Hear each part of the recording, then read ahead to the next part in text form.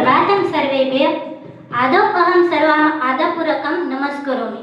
अद्य अस्माकं विद्यालये संस्कृतप्रार्थनासभा आयोजनं क्रियन्ते। संस्कृतभाषा ज्ञानस्य सत्यमार्गस्य च दीपः अस्ति। आवाम् अद्य अस्याः सभायाः माध्यमेन शान्तेन अनुशीलनं करिष्यामः। मनः परिवर्तनं सर्वेषां दुःखानाम् अंतयम्, अर्थात् मनનું પરિવર્તન જ બધા દુઃખોનો અંત છે।